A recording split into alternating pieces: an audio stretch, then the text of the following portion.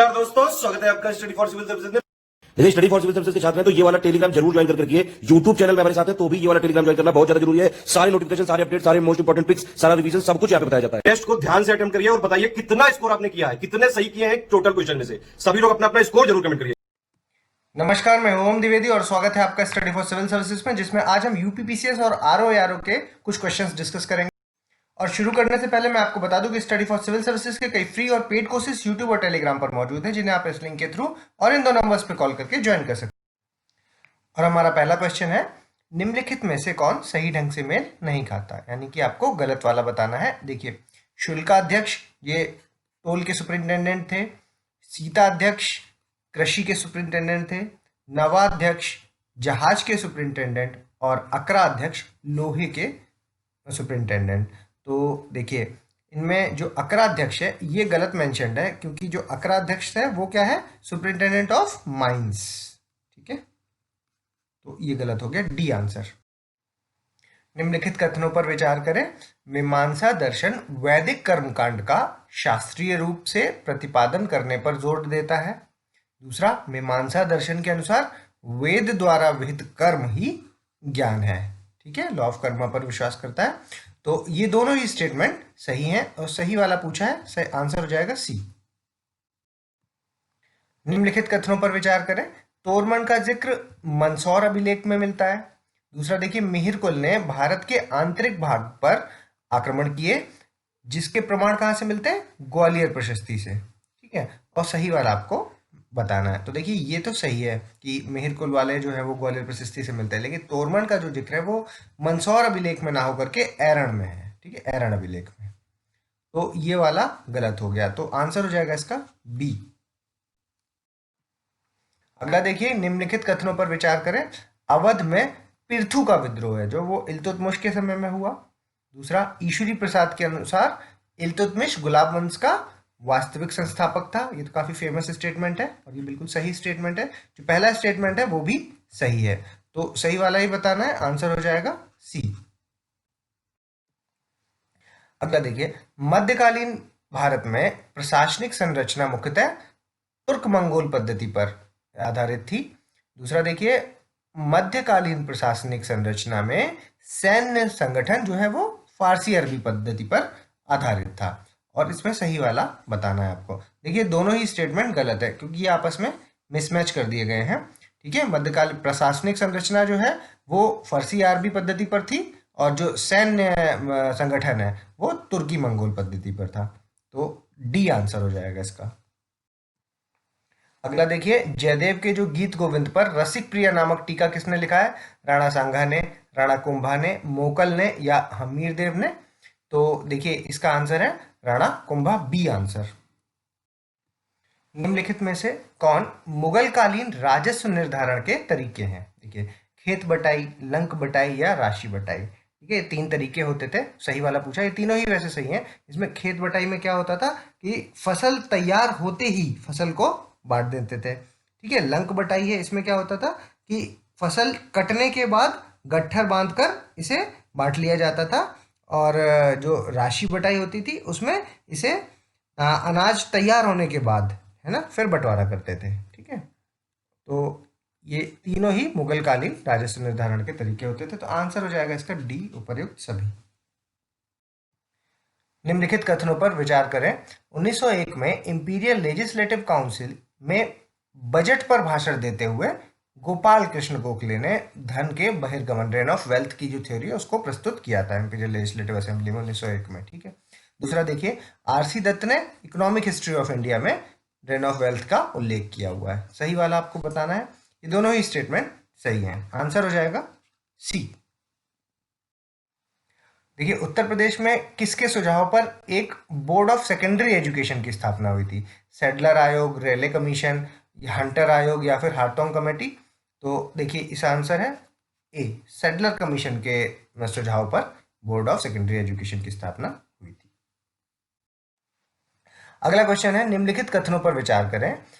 किसी भी भारतीय द्वारा बंगाली में प्रकाशित, ठीक है, बंगाली में प्रकाशित होने वाला पहला समाचार पत्र कौन सा है?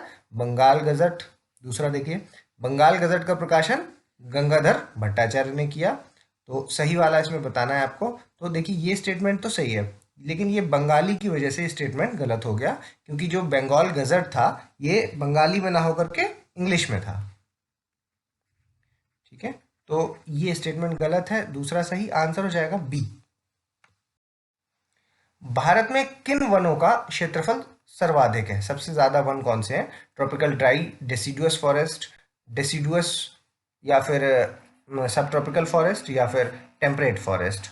तो सबसे ज्यादा है जो वो है ट्रॉपिकल ड्राई डेसिडुअस फॉरेस्ट। अब देखिए हिमालय प्रदेश में पाए जाने वाली लकड़ी के बारे में कौन से कथन सत्य हैं? सही वाला बताना है। तो देखिए श्वेत सनोवर मतलब सिल्वर फर वृक्ष कश्मीर से झेलम तक और पूर्व हिमालय में चित्राल से नेपाल तक मिलते हैं। दूसरा साइप्रस है जो वो मतलब ये कि ऊपर वाली जो पट्टी है वहां पर मिलते हैं। ठीक है, दूसरा देखिए साइप्रस ये उत्तराखंड में पाए जाने वाले वृक्ष हैं और टिकाऊ लकड़ी से फर्नीचर बनता है। ठीक है, विलो हो गया, विलो क्या है? उत्तर पश्चिमी हिमालय में पाया जाता है, या इससे क्या क्रिकेट बैट बनता है। ठीक, तीनों ही स्टेटमेंट सही है, तो सही वाला ही पूछा है, आंसर डी। मिलान करिए। मालवा पठार है जो वो कर्नाटका पठार, नागपुर और उत्तरी सरकार है ना, नॉर्दर्न सरकार। तो यहाँ पे कौन कौन सी मिट्टियाँ मिलती हैं इसके बारे में आपको बताना है।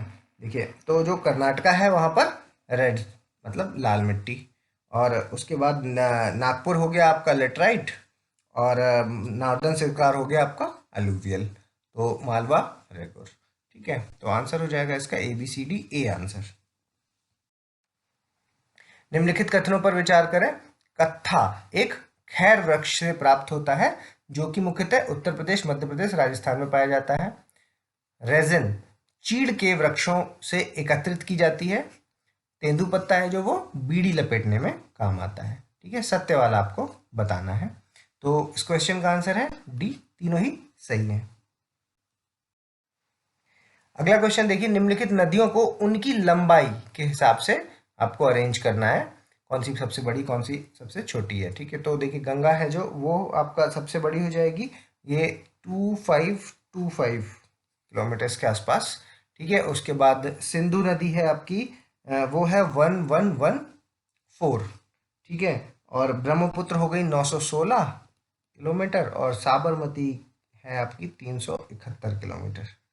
ठीक है, तो इस हिसाब से जब इसे अरेंज करेंगे तो आंसर हो जाएगा ए 2134। पंचेश्वर बहुउद्देशीय परियोजना है जो इस किसकी परियोजना है? भारत के साथ नेपाल की, भूटान, बांग्लादेश या म्यांमार की। तो पंचेश्वर है जो ये भारत नेपाल की है, आंसर ए। निम्नलिखित कथनों पर विचार करें। निचली गंगा नहर नरौरा के निकट मिलती है, उत्तर प्रदेश में नरौरा। दूसरा देखिए मट्टूर डैम है जो वो कृष्णा नदी पर है। तीसरा देखिए खटीमा जो जल विद्युत गृह है वो शारदा नदी पर बनाया गया है। ठीक है, तो सही वाला आपको बताना है। तो ये जो कृष्णा नदी है, मट्टूर डैम है जो वो कावेरी पर है। ठीक है, तो दूसरा आपका गलत हो गया, पहला तीसरा, यानी कि सी आंसर हो जाएगा इसका। निम्नलिखित कथनों पर विचार करें। गंगा का मैदानी भाग पेयजल में आर्सेनिक की अधिकता की समस्या से ग्रस्त है। दूसरा देखिए पंजाब और राजस्थान में सिंचाई के मुख्यतः तालाब से की जाती है। सही वाला बताना है आपको। तो देखिए तालाब की वजह से ये स्टेटमेंट गलत हो गया, क्योंकि यहाँ पर किससे होती है? ट्यूबवेल से होती है। ठीक है, ट्यूबवेल। तो आंसर हो जाएगा इसका ओनली 1A आंसर। अगला देखिए, निम्नलिखित कथनों पर विचार करें। देश की भूमिगत सबसे बड़ी पन बिजली परियोजना कौन सी है? नाप्ता झाकरी, जो कि हिमाचल प्रदेश में है। दूसरा देखिए, देश का पहला 100% ग्रामीण विद्युतीकरण राज्य है जो वो हिमाचल प्रदेश है। तो सही वाला आपको उसमें बताना है। तो नाप्ता झाकरी तो सही है, पनबिजली परियोजना सबसे बड़ी है। और ये है जो देश का सबसे 100% विद्युतीकरण वाला है जो वो हिमाचल प्रदेश ना होकर के हरियाणा है, हरियाणा। ठीक है, तो इस केस में आंसर हो जाएगा ए। अब मैच करिए इसको। देखिए कवास है जो ये गुजरात में, अंता है राजस्थान में, दादरी हमें पता ही है हमारा उत्तर प्रदेश में, और कैथलगुड़ी आपका आसाम में। ठीक है, आंसर हो जाएगा ए। सांख्यिकी और कार्यक्रम क्रियान्वयन विभाग है ना, department of statistic and programme implementation किस समिति की अंतर्गत आता है? विदेश मंत्रालय समिति, वित्त समिति, वाणिज्य समिति या गृह मंत्रालय समिति? तो देखिए ये है जो वित्त समिति के अंदर आएगा। नालसा के तहत निम्नलिखित में से कौन से व्यक्ति हैं जिनको मुफ्त कानूनी सेवाएं प्राप्त करने के लिए पात्र माना गया है? SC/ST के सदस्य हो गए, बड़े पैमाने पर जो आपदा से के शिकार रहे हैं वो विक्टिम्स ऑफ मास डिजास्टर, ठीक है, दिव्यांग लोग हो गए, हिरासत में हैं जो लोग वो कस्टडी में जो लोग हैं, ठीक है। तो सही वाला आपको बताना है। तो देखिए इस क्वेश्चन का आंसर हो जाएगा डी, जो क्योंकि ये सभी इसमें सही हैं। लोक अदालत के बारे में निम्नलिखित कथनों पर विचार करें। देखिए कोई भी विजेता और वंचित नहीं होता, इसमें जो इनकी प्रोसीडिंग्स होती हैं उसके बारे में बात हो रही है, ठीक है। लोक अदालत वैकल्पिक विवाद समाधान प्रणाली यानी कि ऑल्टरनेट डिस्प्यूट रेजोल्यूशन सिस्टम के घटक में से एक है, ठीक है। तो इनमें से सत्य वाला आपको बताना है। तो दोनों ही स्टेटमेंट इसमें सही हैं, ठीक है। There is no victors and vanquished, तो आंसर हो जाएगा सी। निम्नलिखित कथनों पर विचार करें। देखिए गांव, मध्यवर्ती और जिला स्तर पर पंचायत के सभी सदस्यों को डायरेक्टली इलेक्ट किया जाता है, ठीक है, directly elected by the people. दूसरा देखिए chairperson of panchayat at the intermediate level और डिस्ट्रिक्ट लेवल पर, चेयरपर्सन ऑफ पंचायत की बात हो रही है, shall be elected directly by and from amongst the elected member there of, ठीक है। उन्हीं में से जो इलेक्टेड लोग हैं उन्हीं में से डायरेक्टली इलेक्ट किया जाता है इसको। तो नहीं, ये डायरेक्टली यहाँ पर गलत लिखा हुआ है, जब उन्हीं में से कर रहे हैं तो इनडायरेक्टली इलेक्ट होगा, ठीक है। तो सही वाला इसमें बताना था, आंसर हो जाएगा इसका ओनली 1। निम्नलिखित कथनों पर विचार करें। संथानम समिति की सिफारिश पर मुख्य सतर्कता आयोग की स्थापना हुई। The establishment of the chief vigilance commission was held on the recommendation of Santhanam committee. दूसरा देखिए वेतन भत्ता और केंद्रीय सतर्कता आयुक्त की सेवा, ठीक है, सर्विस कंडीशंस, ठीक है, ये है जो वो उच्च न्यायालय के मुख्य न्यायाधीश के समान होती हैं, ठीक है, similar to the chief justice of high court. तो ये स्टेटमेंट गलत है क्योंकि ये chief justice of high court के जैसी नहीं होती हैं। वो जो इसकी सैलरी है वो है जो वो चेयरमैन ऑफ UPSC, ठीक है, उसके जैसी होती है। और जो तो इस क्वेश्चन का जो पहला वाला स्टेटमेंट है ये है जो वो सही है, तो आंसर हो जाएगा ओनली 1, ठीक है, ए आंसर है इसका। निम्नलिखित कथनों पर विचार करें। लोकायुक्त और उप लोकायुक्त जो है उनको राज्य के राज्यपाल द्वारा नियुक्त किया जाता है। दूसरा बिहार और राजस्थान में लोकायुक्त के लिए कोई विशिष्ट योग्यता निर्धारित नहीं की गई है, ठीक है, सत्य वाला आपको बताना है। तो दोनों ही स्टेटमेंट करेक्ट है, ठीक है, आंसर सी। 1971 के राष्ट्रीय सम्मान अधिनियम के अपमान की रोकथाम में निम्नलिखित में से कौन सा अपराध शामिल है ना? Which of the following offence are included in the prevention of insult to national honour act 1971, ठीक है। इसमें हिसाब से देखिए तो इसमें आपका राष्ट्रीय ध्वज का अपमान करना ये शामिल है, भारत के संविधान का अपमान करना शामिल किया गया है और राष्ट्रगान को गाने से रोकने को भी अपराध माना गया है। तीनों ही इसमें अपराध माने गए हैं, ठीक है, answer D. 42nd constitutional amendment act 1976 है जो वो किस समिति की सिफारिश को प्रभावी करता है? ARC कमेटी, स्वर्ण सिंह कमेटी, सप्रू कमेटी या संथानम कमेटी? तो देखिए इस क्वेश्चन का आंसर है बी, स्वर्ण सिंह कमेटी। निम्नलिखित कथनों पर विचार कीजिए। IAS और IPS को केंद्रीय सेवाओं के रूप में माना जाता है। देखिए ये स्टेटमेंट गलत है क्योंकि ऑल इंडिया सर्विसेज में काउंट होता है, सेंट्रल सर्विस में काउंट नहीं होता। दूसरा देखिए कालेकर आयोग है जो उसके द्वारा IAS और IPS के उन्मूलन की सिफारिश की गई थी।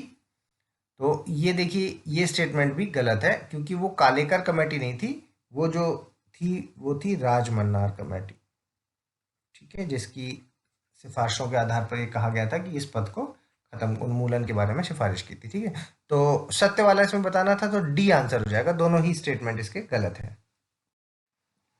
निम्नलिखित में से कौन पंचायती राज व्यवस्था के उद्देश्य, ठीक है, लोकतांत्रिक विकेंद्रीकरण, डिसेंट्रलाइजेशन हुआ है, बिल्कुल सही है।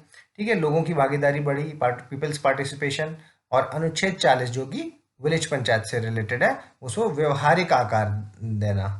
ठीक है, ये भी सही है। तो ये उद्देश्य हुआ और सत्य पूछा था, आंसर डी।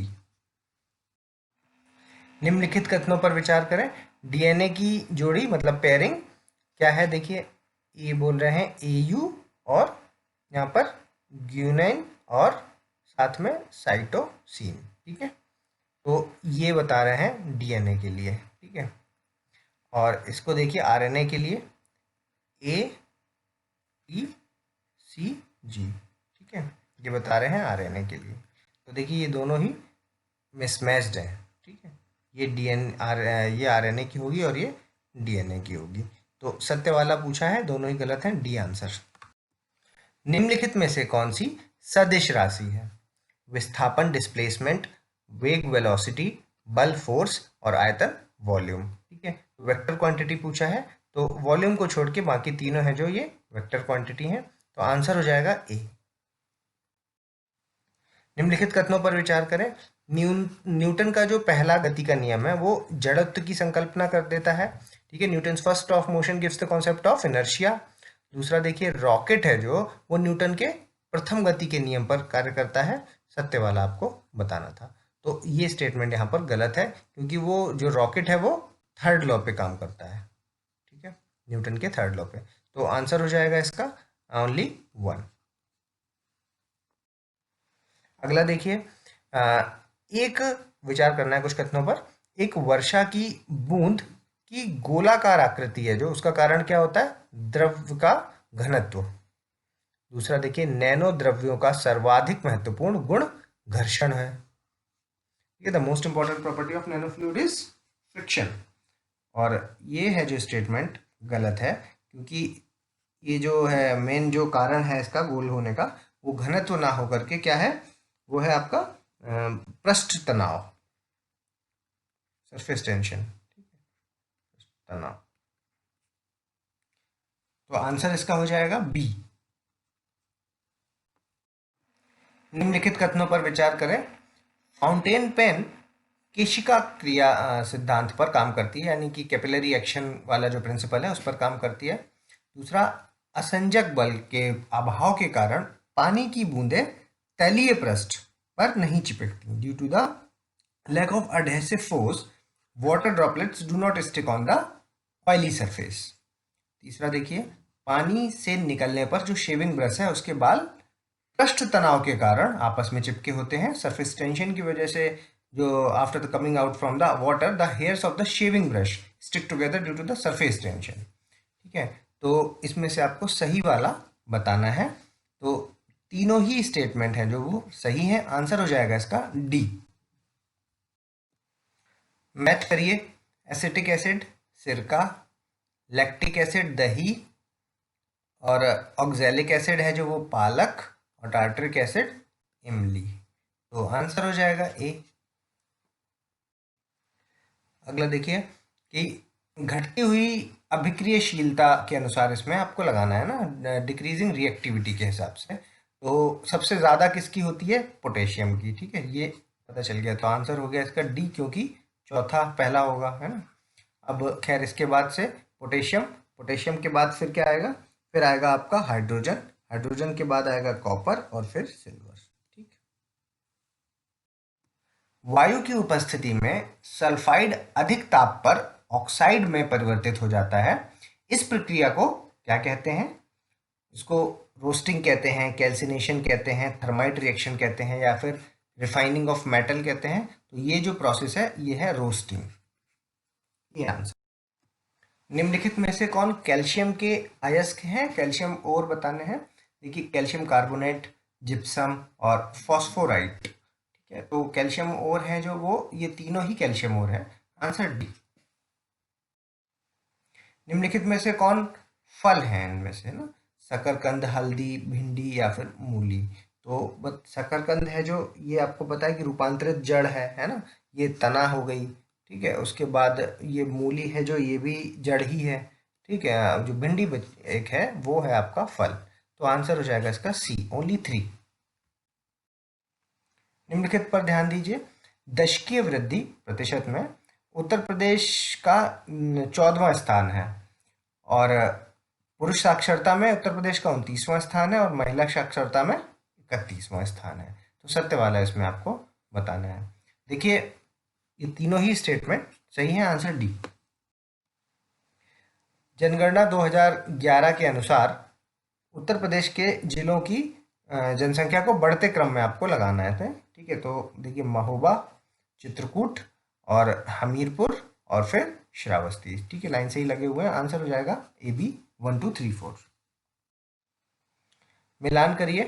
लकड़ी के खिलौने बनारस में, खेल का सामान मेरठ में, पीतल की मूर्तियां मथुरा में, और दिया सलाई का उद्योग बरेली में, ठीक है। तो आंसर हो जाएगा ए बी सी डी 1। मिलान कीजिए। रेणुकोट एल्युमिनियम, ऋषिकेश एंटीबायोटिक, मेरठ खेल का सामान, और अलीगढ़ में ताले फेमस है, ठीक है। तो आंसर हो जाएगा इसका A B C D.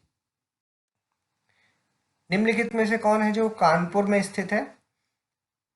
Doctor Ambedkar institute of technology for handicap, Uttar Pradesh one अनुसंधान संस्थान, जीके मंदिर, या फिर इनमें से ये सभी? तो ये सभी हैं जो वो कानपुर में हैं। निम्नलिखित कथनों पर विचार करें।